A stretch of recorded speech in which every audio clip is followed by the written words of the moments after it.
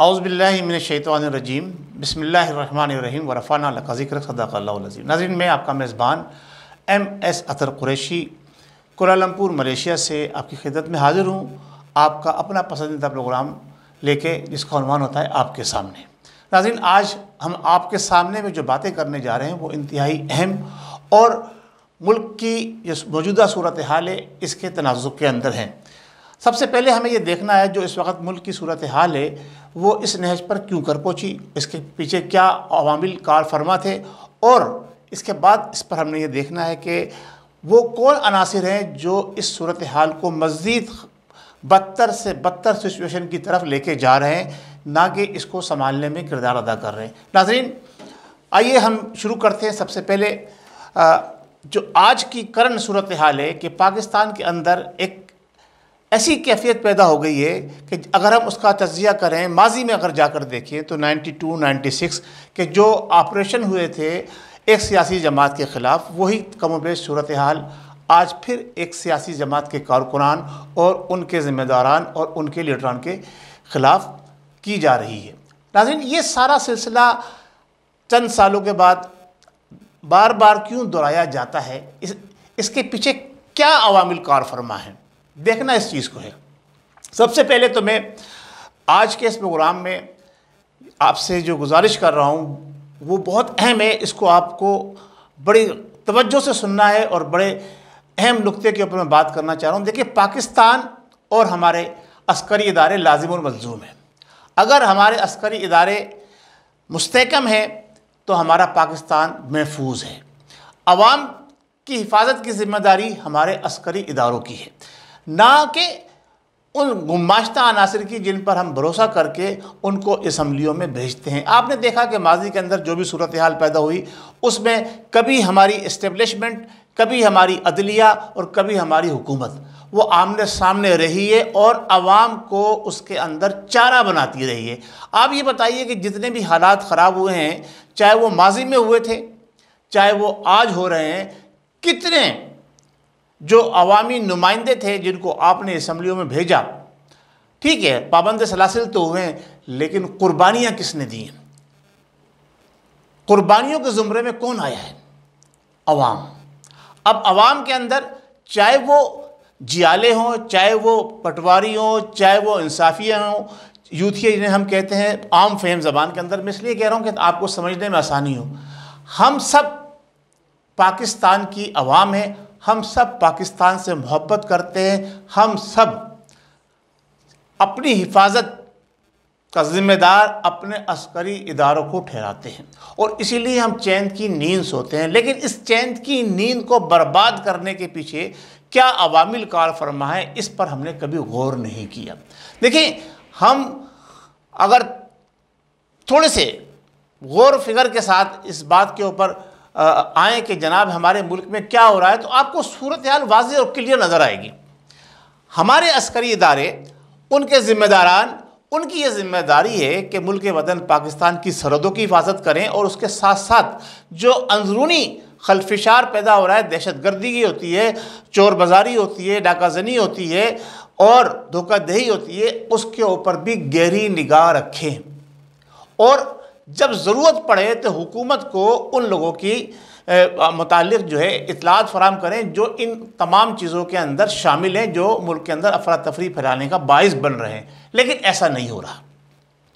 हो ये रहा है, सबसे पहले मैं बात करूँगा कि आज के हमारे वज़ीर आज़म शहबाज शरीफ साहब, मैं आपसे भी गुजारिश करूँगा, उसके बाद फिर मैं अपने मौजूदा chief of the army staff जो कि हाफिज़ भी हैं माशाल्लाह से, उनके दिल में अल्लाह और उसके रसूल सल्लल्लाहु ताला अलैहि वसल्लम की मोहब्बत यकीनन जो माजी में हमारे जितने भी चीफ़ ऑफ आर्मी स्टाफ गुजरे हैं, मैं समझता हूँ उनसे ज़्यादा होगी, बेहतर अंदाज में होगी, क्योंकि उन्होंने कुरान को पढ़ा, समझा और उसको अपने दिल में महफूज किया।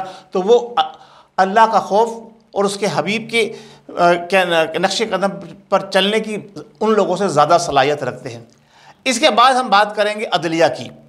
अदलिया जो हमारा एक इदारा है और ऐसा इदारा है कि कहा जाता है, हम सुनते चले आए हैं बचपन से और पढ़ते चले आए हैं और ये हकीकत भी है कि अगर इंसाफ जिस माशरे से उठ जाता है उस माशरे के अंदर अफरा तफरी होती है, और जिस मुल्क से इंसाफ उठ जाता है उस मुल्क के अंदर तबाही बर्बादी हो जाती है। तो आप क्या देख रहे हैं, आपको क्या नज़र आ रहा है? फैसला आप अवाम ने करना है। अवाम ने पाकिस्तान बनाया था, ना कि अदलिया ने बनाया था, ना अस्करी इदारों ने बनाया था, ना हमारे मौजूदा हुक्मरानों ने बनाया था, ना ही इनके असलाफ ने बनाया था। जिनके असलाफ ने पाकिस्तान बनाया था वो तो इस वक्त जो है वो अफरा तफरी का शिकार है।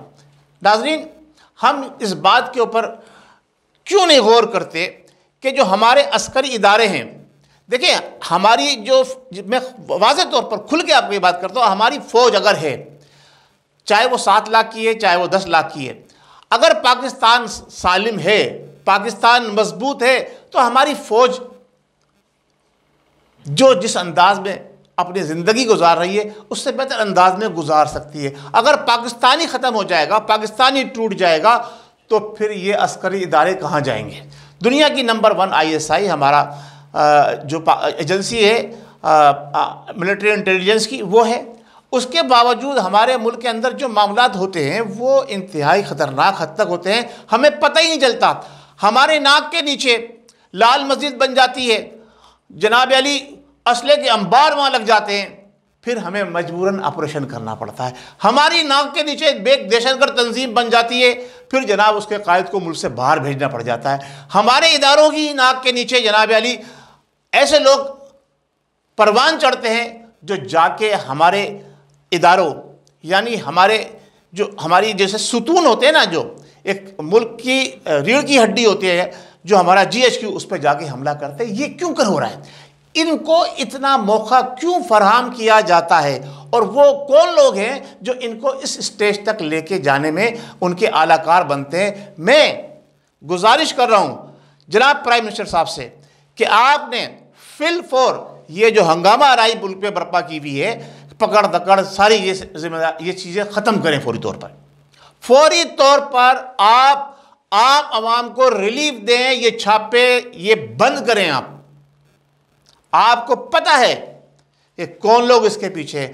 मैं जनाब अपने चीफ ऑफ आर्मी स्टाफ से गुजारिश करता हूं कि आप इसमें कलेजी किरदार अदा करें। आपकी इंटेलिजेंस इदारों को पता है कि किन लोगों ने जनाब अली तोड़ फोड़ मचाई, किन लोगों ने जलाओ गिराव किया। अब बस कर दें, खुदारा बस कर दें।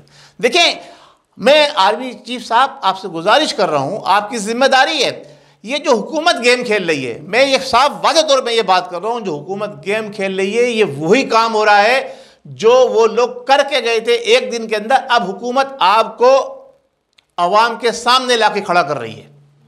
अब हुकूमत ने जो इस वक्त इकदाम उठाए हुए हैं, ये छापे, ये चादर और चार दीवारी के तहफ़्फ़ुज़ को पामाल करना, औरतें बच्चे, मासूम बच्चे औरतें, आप उनको घसीट रहे हैं, उनको जनाब अली तंग कर रहे हैं, उनको परेशान कर रहे हैं। इससे आम आवाम के दिल के अंदर इदारों के ख़िलाफ़ नफ़रत पैदा हो रही है। ये काम हुकूमत क्यों कर रही है? इस हुकूमत को ये काम आप क्यों करने दे रहे हैं?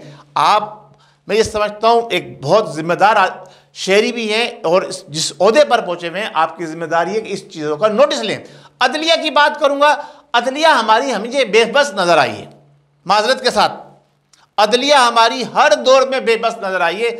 अदलिया कानून पर अमल दरामद कराने में बिल्कुल फेल रही है, क्योंकि अदलिया ने अपने मनपसंद लोगों को रिलीफ दिया है।